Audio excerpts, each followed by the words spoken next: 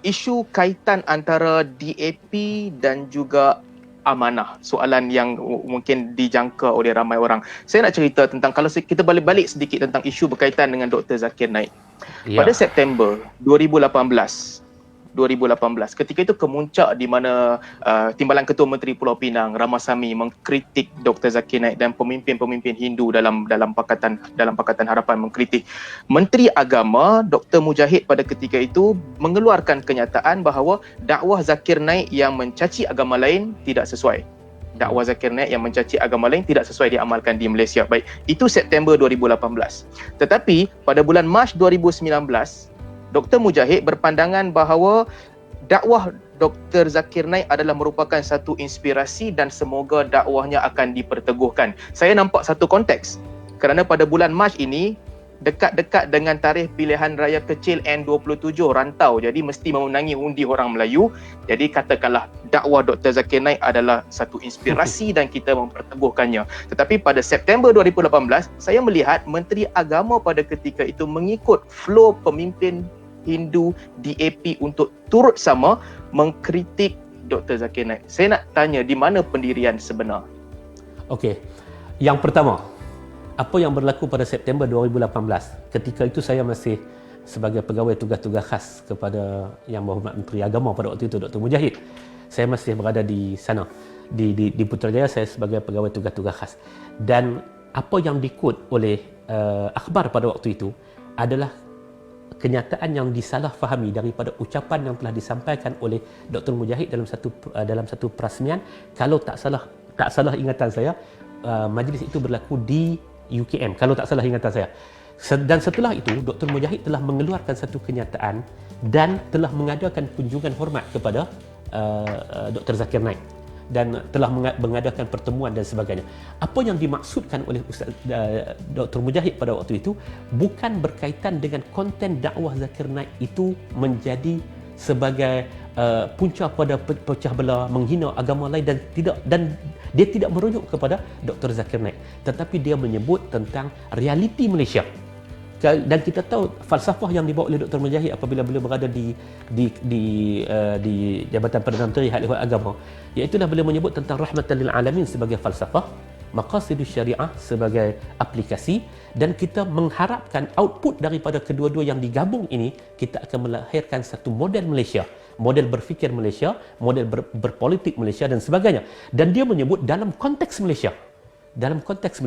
Kalau kita mengadakan program-program yang mencaci agama lain dan sebagainya, itu tidak sesuai dalam konteks Malaysia. Dan beliau tidak menyebut kepada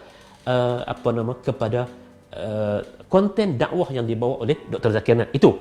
Dan kita juga seharusnya ada sikit lagi, seharusnya juga kita fahami, kalau kita perhati dalam pentadbiran, sudah tentu liku-liku perjalanan untuk sampai kepada keputusan akhir itu dia akan jadi pelbagai dengan kenyataannya, dengan sebagainya. Tapi apa keputusan akhirnya?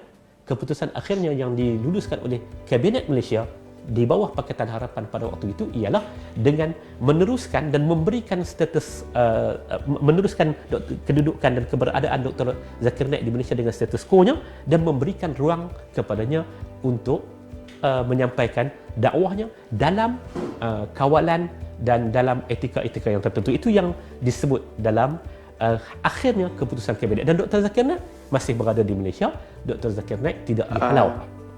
Okey, kita jelas. Cuma kalau saya boleh ringkaskan, bahkan kalau saya boleh tambah lagi, bahkan ada tindakan yang agak merugikan Malaysia berkaitan dengan Dr. Zakir Naik dalam masalah kelapa sawit, minyak sawit, dalam masalah jadi minyak sawit. Kalau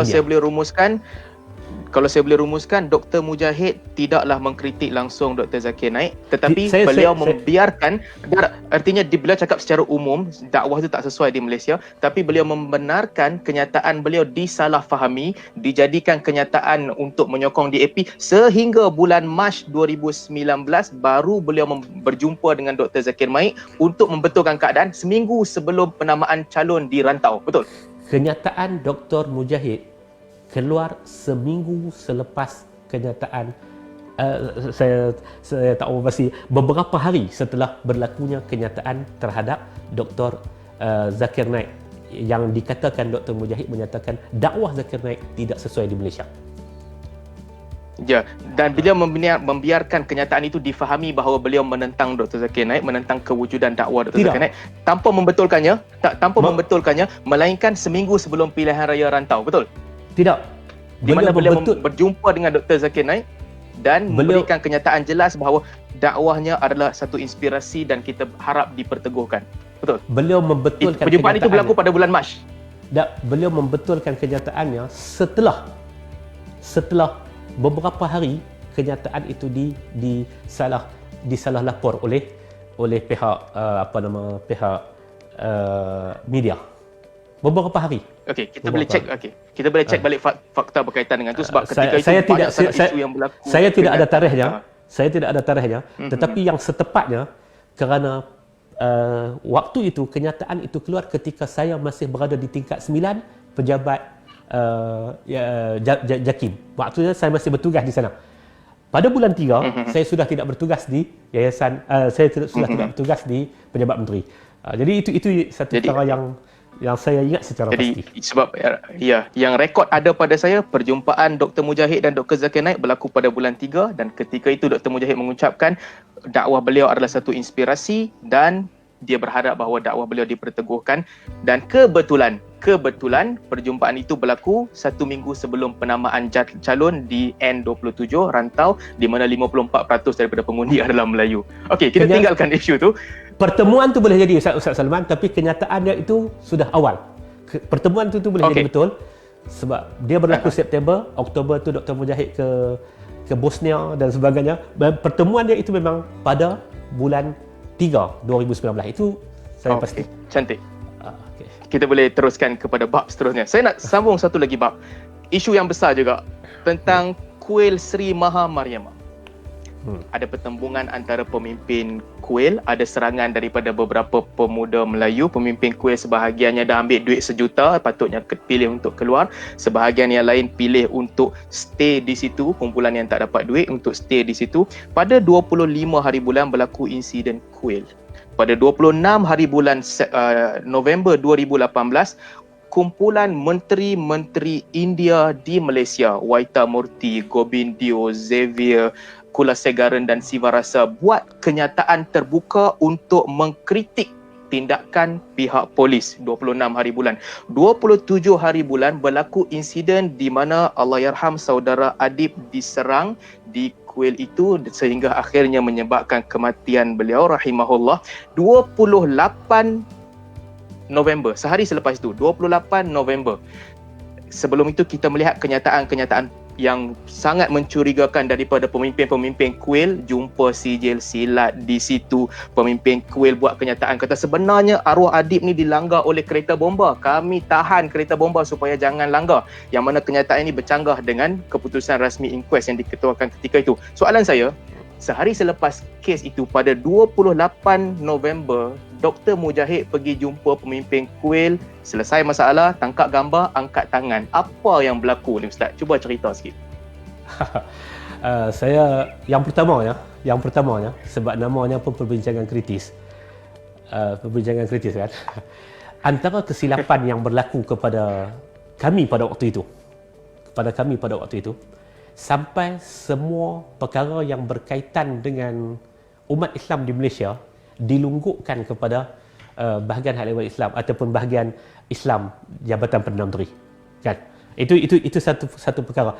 Dia berpunca daripada lambakan daripada masyarakat. Masyarakat akan tunding kepada bahagian kepada Menteri Agama, dan satu kesilapan pada saya apabila pada waktu itu kita mengambil tindakan untuk merespon semua apa yang dibangkitkan oleh masyarakat terhadap semua isu-isu yang berlaku dalam negara pada waktu itu. Dan kita kena ingat, bomba di bawah pentadbiran Kementerian Kerajaan Tempatan, Perumahan dan Kerajaan Tempatan, KPKT. Dan dalam masa yang sama isunya keselamatan itu di bawah KDN.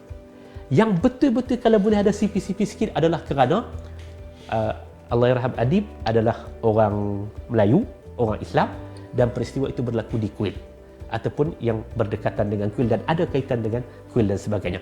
Dan dalam konteks politik Malaysia, antara perkara yang paling mudah untuk dibakar adalah sentimen agama dan perkauman. Saya sebut mukadimah saat ni, kemungkinan yang silapnya pada pentadbiran pada ketika itu ialah kita menjadi pihak yang responsif terhadap semua isu-isu yang berlaku dan berlegar di kalangan masyarakat, asal kata yang berkaitan dengan Islam, kita menjadi pihak yang responsif. Dia juga berpunca daripada kerana serangan semua pergi kepada Menteri Agama. Sedangkan kalau kita tengok ruang lingkup Menteri Agama serangan, itu bukan kalau saya nak betulkan sedikit, serangan itu bermula kepada Menteri Agama setelah tarikh 28 November di mana Menteri Agama secara sukarela, saya tak tahu kalau ada tekanan daripada kerajaan, tapi secara sukarela pergi berjumpa dengan pemimpin kuil untuk mengangkat tangan tanda berdamai, sedangkan di situlah bermula penentangan dan anggota bomba telah diserang. Jadi itu saya tak tahu sama ada salah siapa, tapi saya tak fikir boleh salahkan orang lain ketika menteri sendiri pilih untuk berada di situ pada ketika itu untuk membiarkan gambarnya diambil oleh media. Gambarnya diambil oleh media dan pada waktu itu saya sebut hak mukadimah tadi ni kerana duluan yang berlaku sebelum itu ketika kita baru nak beraksi sebagai sebuah kerajaan dan semua perkara yang berkaitan dengan umat Melayu dan orang Islam itu ditunding kepada Menteri Agama. Jadi saya tengok saya pergi kepada okey.